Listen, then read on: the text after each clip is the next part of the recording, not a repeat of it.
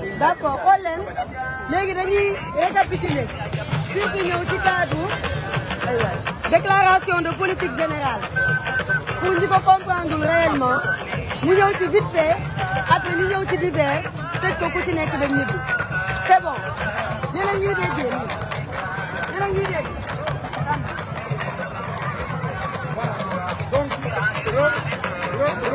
donc salaamaaleykum ñu ngi leen di nuyuwaat yéen ñëpp di leen ziar di wax ne toujours dans le cadre de la rencontre initiée par le mouvement Sénégal notre priorité ñu ne mënuñoo toog ci jotaay bu mel nii te duñu wax ci actualité te objectif bi mooy permettre à chacun d'entre vous surtout ñi nga xamante ne defuñu peut-être droit amuñu yenn notion droit yi ñu mën a comprendre l'actualité politique basée sur le droit bi nga xamante ne mi ngi secoué dëkk bi depuis boobu ba léegi.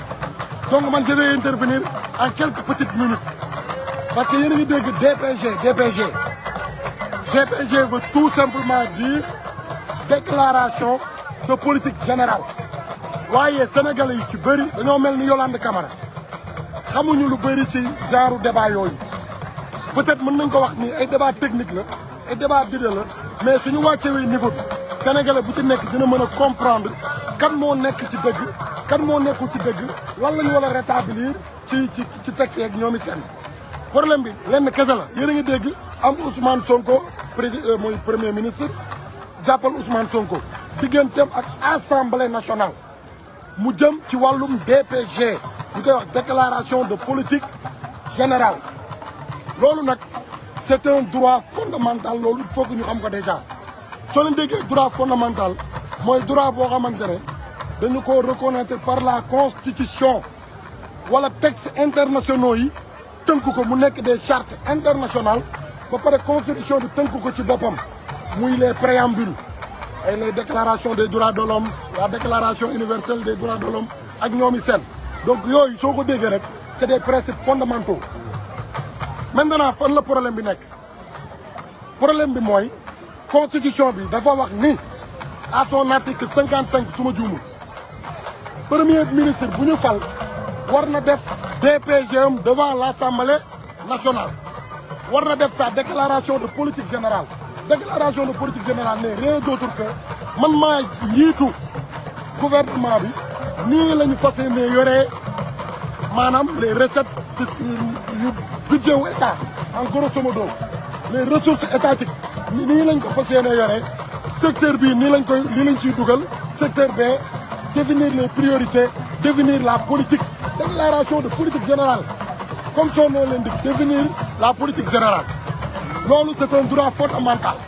d'accord nañu ci waaye problème bi fan la nekk problème bi mooy lan problème bi mooy le premier ministre l'actuel premier ministre monsieur Ousmane Sonko député APR yi muy waa Benno Bokk Yaakaar dañuy insister obligé ko pour ne ko dafa war a dem assemblée nationale defee fa déclaration politique générale am mu def tweet mu génnee benn poste doon tontu honorable député Guy Marius Sagna parce que daf ko invité woon moom Guy Marius Sagna ne ko bul ñëw fii nga xamante ne mooy assemblée nationale mu tontu ko ba pare ci biir tontam mu def ci ay termes de référence en droit loolu la ñuy wax visa soo gisee les autorités territoriales comme préfet par exemple suy autorité wala muy interdire une manifestation day def vu la constitution vu article tel loolu la ñuy wax visa donc Ousmane Sonko ci biir texte am boobu daf cee def ay visa indi constitution bi indi loi organique bi indi règlement intérieur u assemblée nationale problème bi fenn la muy Macky Sall l'ex-président bu ñu ko réélire en 2019 dafa supprimer woon poste premier ministre loolu yéen ñëpp xam ngeen leer na seen bopp bu mu ko supprimer loolu conséquence bi mu am mooy kon premier ministre prérogative yi ñu ko joxoon ci biir constitution bi dañ koy dindi waaye aussi règlement intérieur bu assemblée nationale moom tamit day dindi disposition yi nekkoon foofu di wax ci premier ministre waaye bu mu dawee ba si kanam 2 ans 2021 ou 2022 mu réhabilité waat poste premier ministre waaye bu ñu koy réhabilité ñoom majorité mécanique bu Macky Sall dañ koo dugalaat ci constitution bi waaye dugalaatuñu ko ci règlement intérieur assemblée nationale problème bi foofu lenn kese la c'est facile à comprendre notre constitution maa ngi koy expliquer Yolande parce que xam naa ne xamu ci dara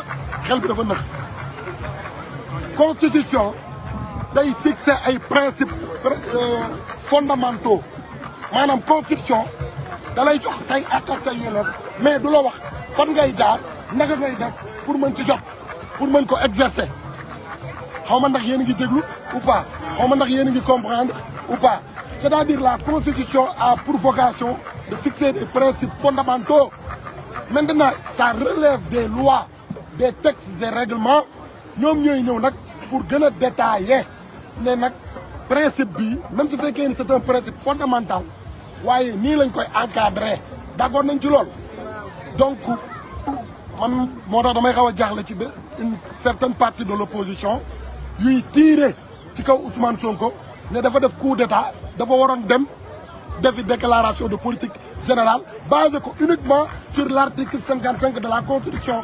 Maintenant, il y a une loi organique, il y a un règlement intérieur à l'Assemblée nationale qui, sur cette base, ci le président Ousmane Sonko war a demee dem leen ci article 55 ngeen xool lu mu wax doo leen fa dégg yenn yu bëri yoo xamante ne ay motion de censure doo ko dégg ci article bi doo dégg 3 mois yi ñu wax ni premier ministre dès sa nomination a un délai de 3 mois pour faire sa déclaration de politique générale amul ci biir article bi constitution bi fixé wu ko ce sont les lois et règlements ñuy fixé loolu xaw ma ndax yéen a ngi comprendre ou pas maintenant à défaut de ces lois mais lan mooy encadrer l'exécution de ces principes fondamentaux lan moo koy encadrer donc dans ce problème juridique bu ñu nekk di poser il faut reconnaître que Ousmane Sonko en tant que premier ministre moo nekk ci droit parce que exemple pata bu ñuy joxe c'est simple ñun yàgg nañoo def ay manifestations pacifiques demal article 8 ak article 10 bu constitution bi waxuñu ne chaque citoyen sénégalais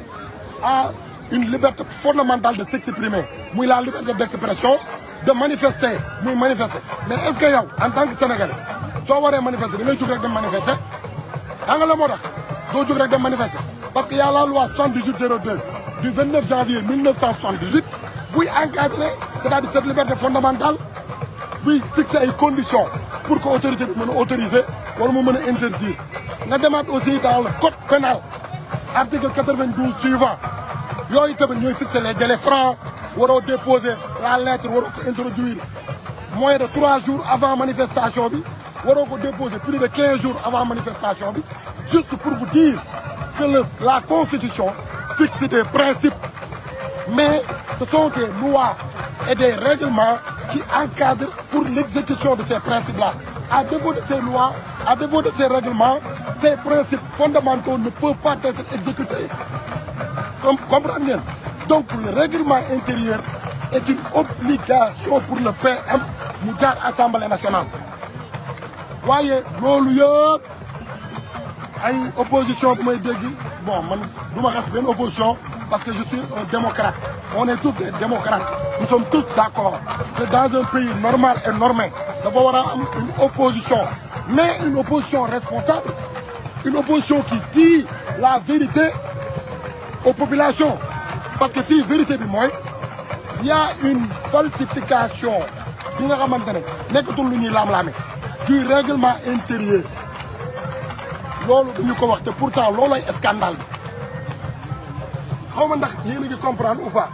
Le scandale, ce n'est pas le fait que Ousmane Sonko, en tant que Premier ministre, dafa refusé ou modifier avant le 15 juillet, à défaut de modifier pour inclure les dispositions qui encadrer l'exécution du principe fondamental fixé par l'article 55 de la Constitution portant sur la déclaration générale de la politique générale DPG du Premier ministre. Mon exigence am boobu mu leen jox dafa leen soo leen ko deful ba le 15 juillet comme te assemblée nationale représentation nationale la damay dem ci espace public invité ay universitaires invité ay intellectuels invité ay étudiants invité le peuple sénégalais dans son ensemble et dans sa globalité pour que devant ce peuple bi assemblée wala représenté mu def fa déclaration de politique générale xaw ma nag yéen a ngi bàyyi xel. Donc, le scandale, c'est quoi? c'est le fait qu'une institution telle que l'Assemblée nationale, comment des députés peuvent en catimini falsifier le règlement intérieur de l'Assemblée nationale. Xam nga la moo tax mu nekk scandale parce que les auteurs de cette infraction punis par la loi doivent être poursuivis, appréhendés, présentés devant les juridictions compétentes, jugés, condamnés parce qu'ils ont fait du faux usage de faux.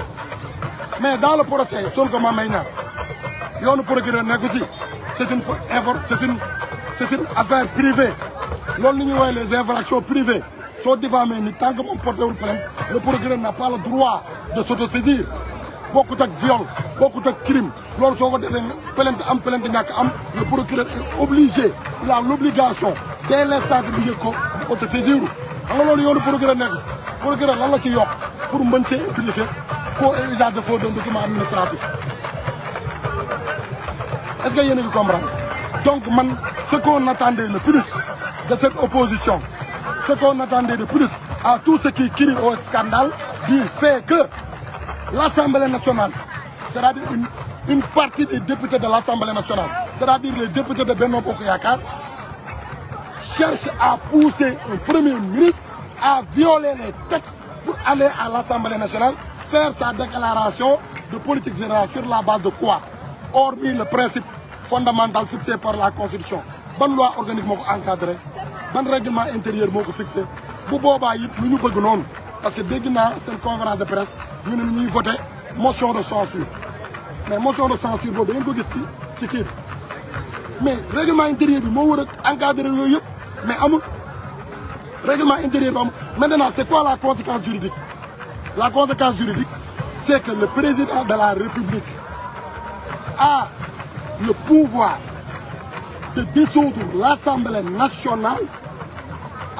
Article 87 de la Constitution moo ko may parce que lan li ñuy bañ mu am ay dysfonctionnement institutionnel parce que assemblée bi fi nekk ñu yor majorité bi tey ñoo nekk ci opposition bi pourtant bu ñu yor majorité ci pouvoir la ñu nekkoon waaye tey ñoo nekk ci opposition bi donc député yi nekk ci opposition bi nga xamante ne xam nañu xel ne nguur gu bees bii di soog a ñëw parce que d'habitude c'est ça noonu lay demee nguur su ñëwee te amul majorité day dissoudre assemblée nationale te loolu ci yoon la koy teg article 87 moo ko may su ko dissoudre mu daal di organiser waat yeneen élection yoo xamante ne daf ciy bëgg am majorité pour di mën a doxal parce que la mission de l'assemblée nationale hormis de voter les lois hormis de voter des textes yi nga xamante ne moo ñu mën a permettre mooy fixer les principes directeurs mais bokk na ci ay prérogatives am muy saytu les actions du gouvernement maanaam suñu amoon une assemblée nationale responsable et l'autre exemple que j'aimerais donner parce que je l'avais oublié c'est dans le cadre du travail le syndicalisme article 25 bu constitution moo fixé mais le fait de syndiquer c'est un droit fondamental mais dem leen dans le code du travail moom moo koy élargir c'est tout à fait comme ça donc c'est ce qu'il faut comprendre et que ñun dañoo jàpp ni suñu amee genre jotaay yu mel nii waxtaan ka forêt waaye aussi da ciy baax ñu yokkalante xam-xam surtout ku nekk ci domaine bi nga jàng parce que sànq suñu doyen Bengelloune wax na bu am solo def na une intervention très pertinente sur le nationalisme ak ñoomi seen xam-xam la jàng la jëlee naa ci lu bëri Sylvestre Mendy a fait aussi une intervention Yaay Serigne Saliou a donné des opinions yu am solo depuis tout à l'heure donc man aussi dans ce que je fais nga xamante ne maa ngi koy def ça fait des années muy le droit sama wareef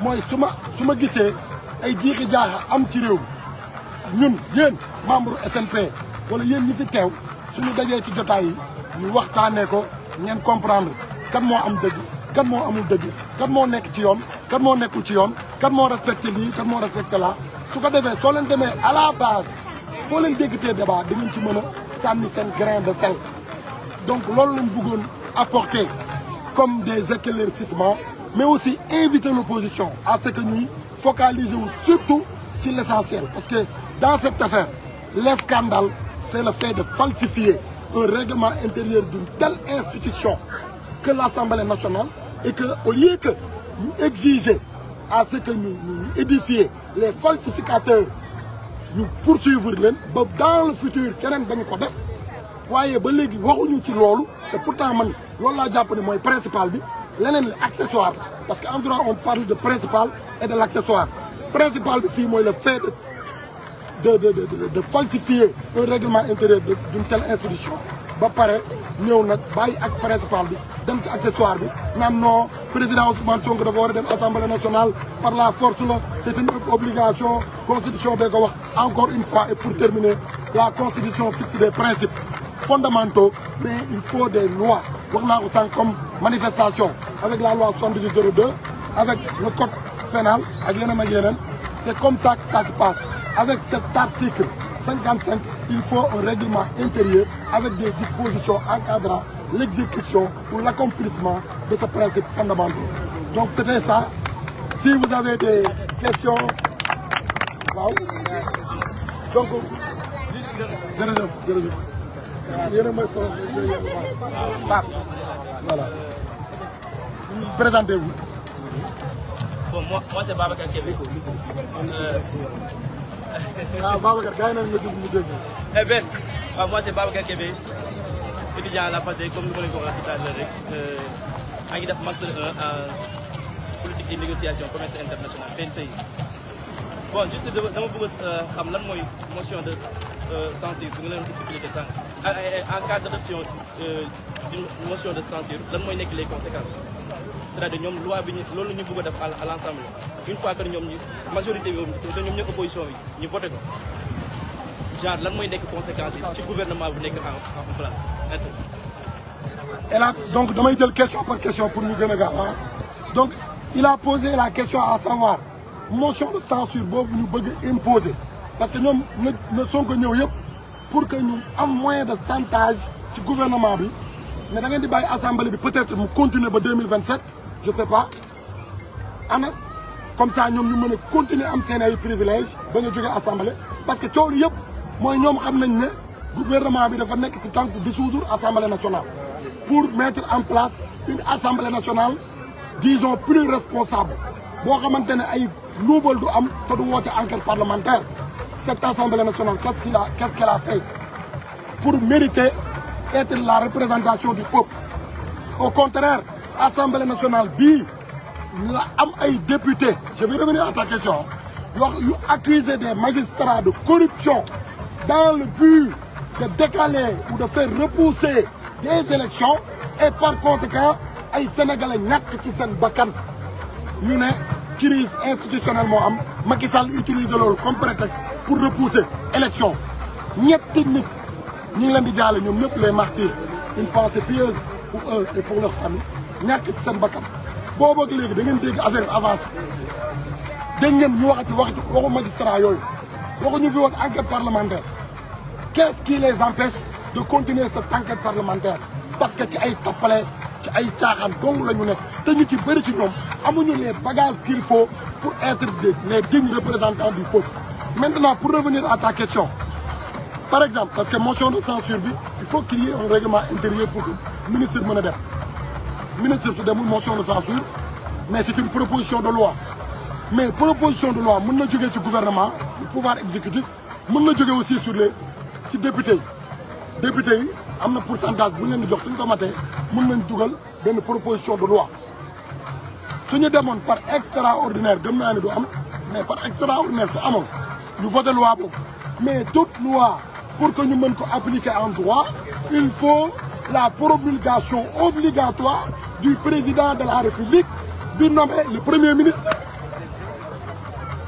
et de la publication dans le journal officiel kon xam nga dur ci droit donc motion de censure boobu waa Benno Tas Yaakaar suñu demoon tey ba voté ko Diomaye su ko neexee mu toog nii xaar le 31 juillet jot ñu dissoudre assemblée nationale parce que 2 ans yi day mat assemblée nationale mënoo koo dissoudre tant que deful 2 ans d'exercice def nañu 1 an et quelques ñu ngi ci mois de juillet fin du mois l'assemblée nationale peut être dissoute à tout moment par le président de la République et que d'autres élections législatives pourront être envisagées.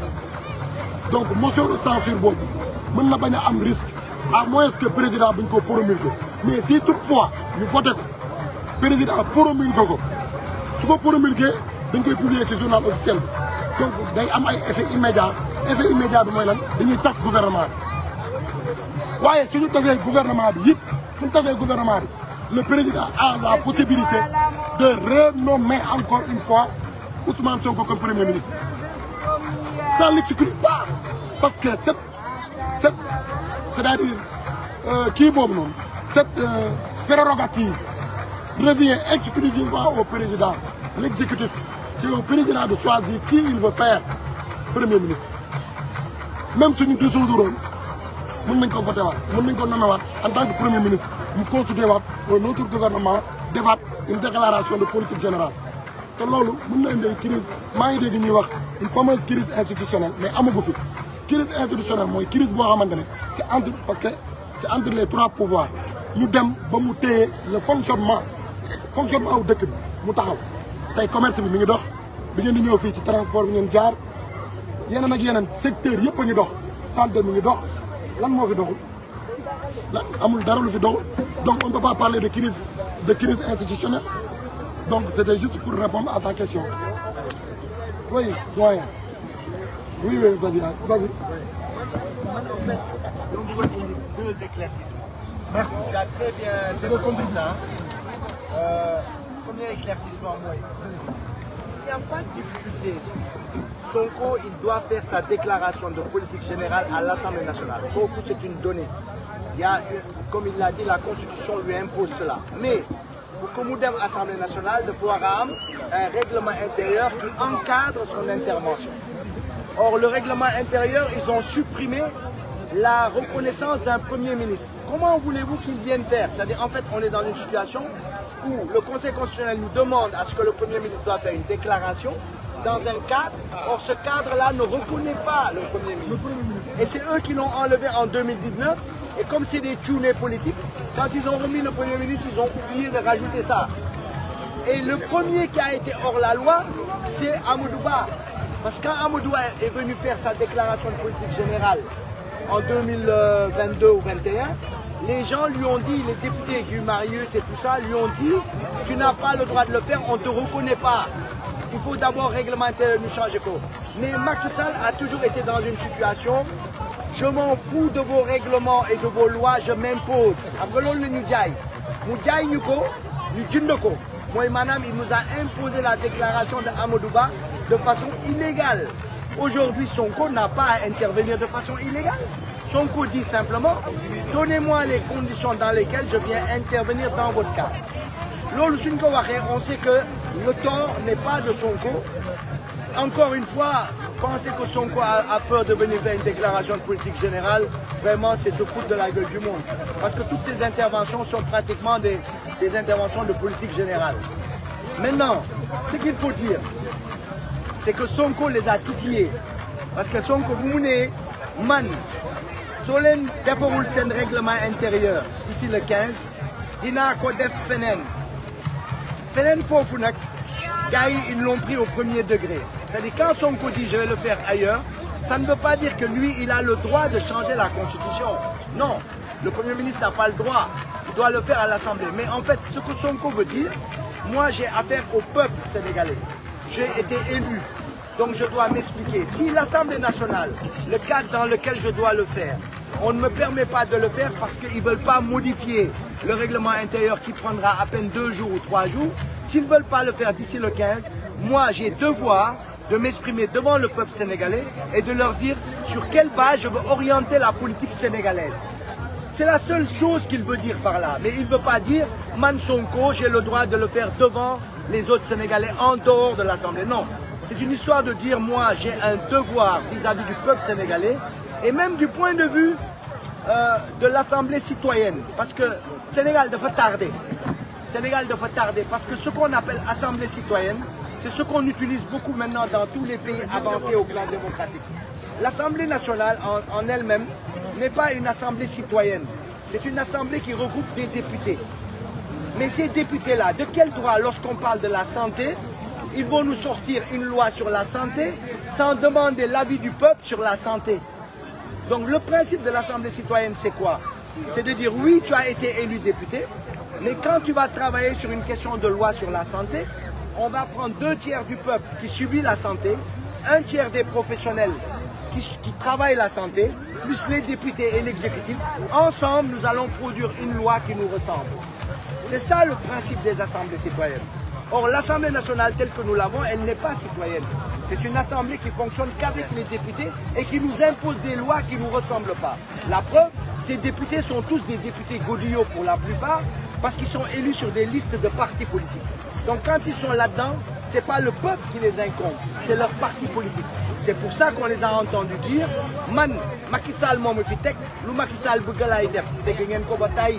Donc ça veut dire qu'ils ne sont pas là pour le peuple, ils sont là pour le parti. Donc c'est pour ça que ce que même Sonko a dit quelque part, moi je suis content, parce que c'est ça le principe de l'Assemblée citoyenne. La déclaration de politique générale intéresse les Sénégalais dans toutes ses composantes. Ce n'est pas simplement les députés. Donc cette idée-là, moi, je suis d'accord avec elle, même si elle n'est pas notée dans la Constitution. C'est ça l'avancée démocratique dont on a besoin.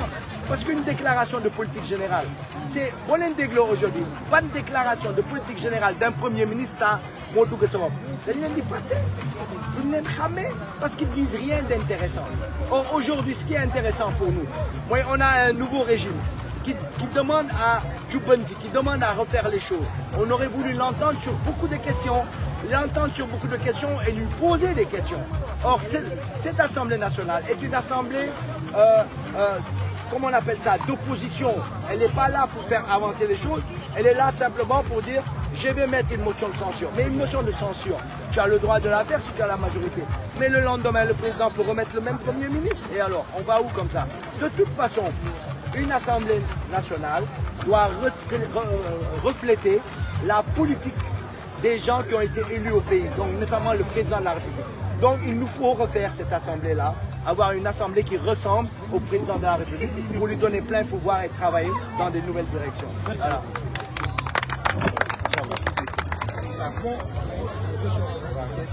Question bi dafa am ñaari kii la loolu may jóg question bi mooy si déclaration DPG bi dañu wax Sonko daa jox benn alternative mooy day convoqué ay comme à partir de ma xool waaw léegi loolu boobaa nan la koy tuddee bii ko constitution bi dañ ne bés bu koy def ci assemblée nationale la koy def te moom Sonko taxaw na ne à partir de le 15 bu koy def day invité peuple bi ak quelques sociétés civiles bu defee ko seen kanam léegi boobaa nan lay tudd boobaa nan la koy tuddee beneen bi mooy si date bi comme président Diomaye bu bëggoon tas assemblée nationale bi à partir de 1er août lay dem wala jour bi ñu installé woon assemblée nationale bi septembre 2022 def naa dañ leen installé wala jour bi élection yi xam 31 juillet la amoon jour bi leen fale période boobu mooy 2 ans yi sa lay mat wala jour bi nga koy installé te le 2 ans yi di mat ñaari question yooyu la am.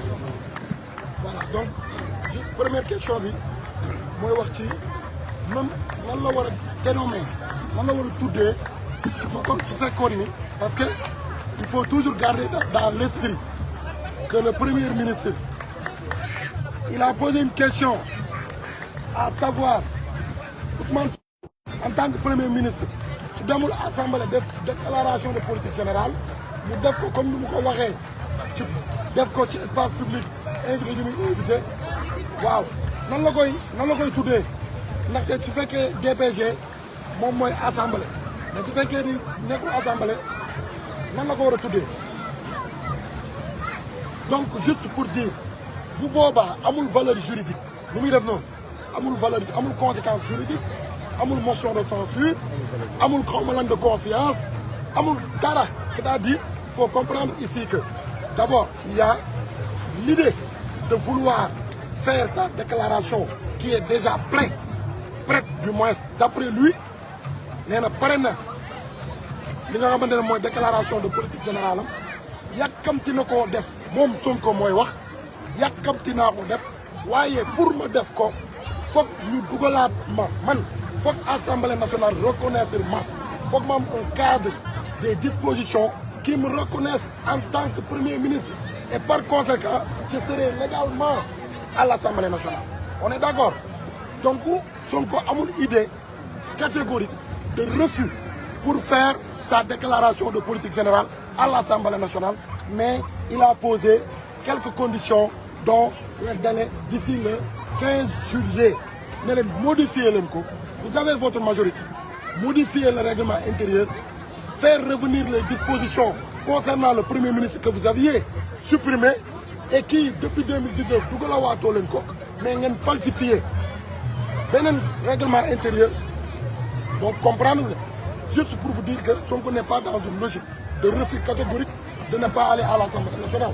Maintenant, tu fais que l'Assemblée, parce que tu es député, ça relève de la responsabilité de convoquer une réunion, ou bien de convoquer l'Assemblée pour réintégrer les dispositions. À défaut de ça, tu demandes dans un lieu public, nous avons tout débat. Tu connais ça, nous sommes face au peuple. Amul base juridique. Personne ne peut attaquer ça. Nous ne pouvons pas attaquer ça parce qu'il y a une base juridique. Ce qu'on est tamit, nous avons ma déclaration de politique générale devant le peuple souverain. Ça ne veut pas dire qu'il n'est pas parti à l'Assemblée nationale, qu'il ne peut pas user du nom ou bien le principe de la déclaration de politique générale comme nom par rapport au format que vous avez fait. Vous utilisez le même nom, même si il faut changer de format. Parce que rien ne l'oblige ou ne l'interdit de choisir un tel ou tel nom par rapport au format que juridiquement n'est pas du tout valable. Parce que ce n'est pas reconnu par la Constitution. Donc, c'est la première question. Deuxième but. Oui, député, l'élection 2022, 31 juillet. À partir du 31 juillet, il fall. Moi, il 2 ans, voilà, à partir de septembre, il est installé. 2 ans, c'est la loi. Comme président Diomaye, il faut dissoudre l'Assemblée. Il y a le 1er août dissoudre, il y a septembre, à partir du 14 septembre, il y a 15 jours dissoudre. Question, je vais reposer une question et que votre réponse sera votre réponse. Le président Bassirou Diomaye Faye a été élu quand? En quel date? 24 mars 2024. Son mandat prend fin quand? Est-ce que le 2 avril il prendre fin? Et pourtant le 2 avril il est installé. Mais comme il a été élu et reconnu président de la République le 24 mars, donc 24 mars, merci beaucoup, le date de commencer. Ce qui veut dire, Assemblée nationale dit, quand ils ont voté? 31 juillet 2022. 31 juillet 2024 coïncidera leurs 2 ans d'exercice ou bien leurs 2 ans d'existence. Et par conséquent, en vertu de l'article 87 de la Constitution, le président a les prérogatives, le pouvoir de pouvoir la dissoudre et réorganiser des nouvelles élections législatives pour permettre aux citoyens sénégalais de choisir maintenant leur majorité. Il y a plus de questions.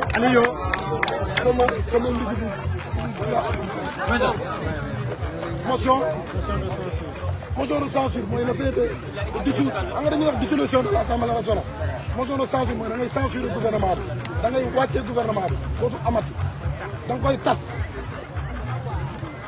Comprendre nga Yolande dafa xaw a nëx moo tax moom moo waral sa jotaay bi parce que elle ne comprend pas trop. Donc il n'y a pas d'autres questions. C'est bon.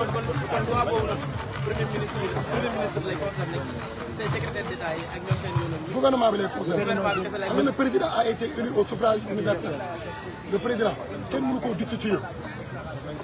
Peuple bi ñoo ko fal. On est d'accord sur ça. Voyez, Premier ministre, nommé là. Maintenant, vu que moi incarne la politique publique, moi incarne, il est le chef du gouvernement. C'est lui qui doit aller à l'Assemblée nationale, faire sa déclaration de politique générale, parce qu'il est le chef du gouvernement. Donc, motion de censure, moi je les concerne directement, et ça permettra aux députés de demander, et ça sera une obligation dès sa promulgation au président de dissoudre suñu voté woon tey motion de censure président promulgué ko parce qu'il faut la promulgation du président ñu publier ko journal officiel loi boobu day entrer en vigueur et par conséquent gouvernement boobu day nax saay dootul amati premier ministre dootul amati ministre de la santé ñooñu ñëpp ñu tabboon dootuñu nekk ci ministre waaye tamit président bi après application loi boobu mën na jëlaat les mêmes personnes dama waat leen est-ce que je me fais comprendre.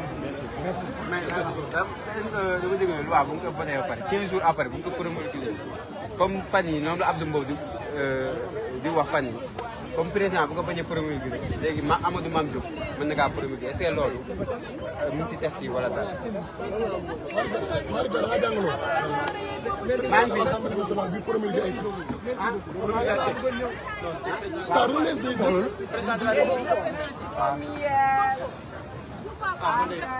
économie laa jàng mais dama leen la droit effectivement. Non, c'est ça qu'il a proposé. Les députés, madame, ils sont là pour le peuple. Hein? Kon ñan ñoo gën a yeey déglu Ousmane Sonko wax leen man nan laa yore bëgg a yoree seen réew nan la président Diomaye amee yéene yoree seen réew kan moo ko gën a yeey ci peuple bi ko fal gisuma ko comme député yi ñun lañ fi nekkal ñun am nañ droit ñun tamit Sonko wooñu ñun képp même sans les députés ñun mën nañ koo déglu suñu journaliste nañu représenté peuple bi ku ci nekk posé ay questions ñun ñoom la ñu amal affaire peuple bi lañ ci toogal assemblée nationale comme dañuy tegalante ay barrières ku nekk di xëcc ñun peuple bi ñun ñoo leen fal te ñun lañ war a rendre compte c'est pas aux députés yi nga xam ne c'est mécanique assemblée mécanique lañ am on n'a pas assemblée nationale kon kii ñun la amal affaire nañu woo xola stade ñu dem nañu woo stade ñu dem maanaam daal Sonko nañu woo stade maanaam la démocratie ci boppam moo ñu commencé étouffer il y a des réalités qui ne sont pas les nôtres. La démocratie telle qu'elle est ne nous arrange pas, ne va pas avec nos réalités. Moi, nous sommes dans le parce que les députés ne sont pas là pour le peuple. Après, nous devons forcer l'Assemblée nationale par la force. Nous sommes des du peuple. On en a, madame. Nous représentons du peuple. Et nous représentons Sauf ce qu'il faut comprendre par là, il y a Félix Salé, nous signaler, c'est que nous sommes dans un état de droit. Et que dans un état de droit, même si une loi n'arrange pas le peuple, on est obligé de s'y conformer. C'est-à-dire, amul fenn fu ñu wax ci texte muy constitution bi ñoom itam que premier ministre am na droit dem defee sa déclaration de politique générale ci stade wala ci peuple ak yooyu. déedéet les députés ont été élus par qui? Par le peuple. C'est la représentation nationale. Maintenant nag c'est un autre débat ndax est-ce que cette mission ñu ngi koy def comme ni mu waree est-ce qu'il représente dignement le peuple ou pas, mais c'est la volonté populaire qui s'exprime à travers les députés qui sont à l'Assemblée nationale.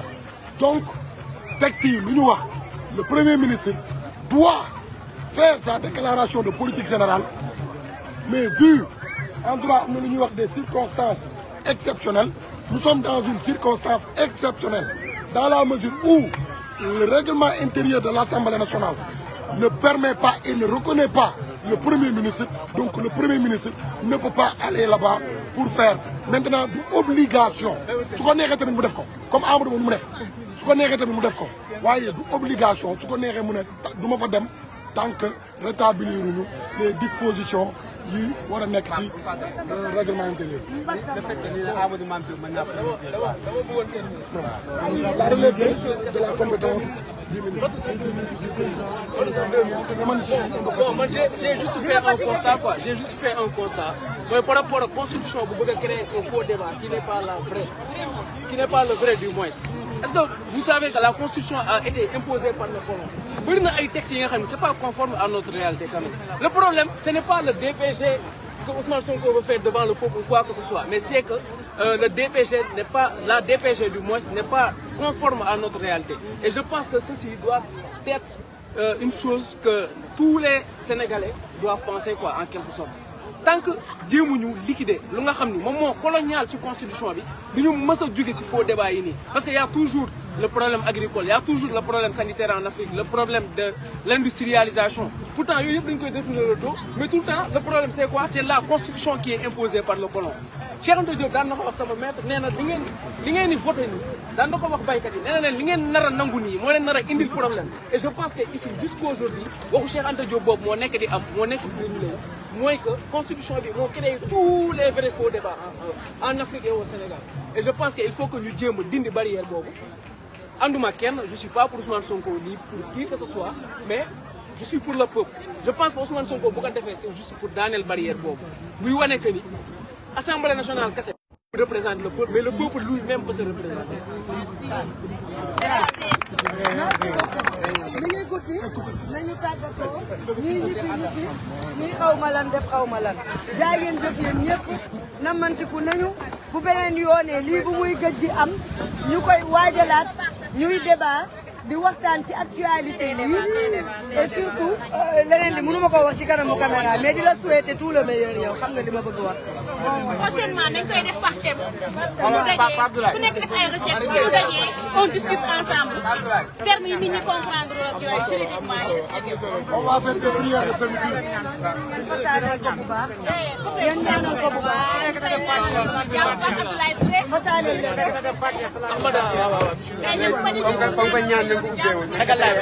dem ci jàmm ñibbi si ci jàmm. comme que ñaan nañ ko ubbee woon nañ ko tëjee ay ñaan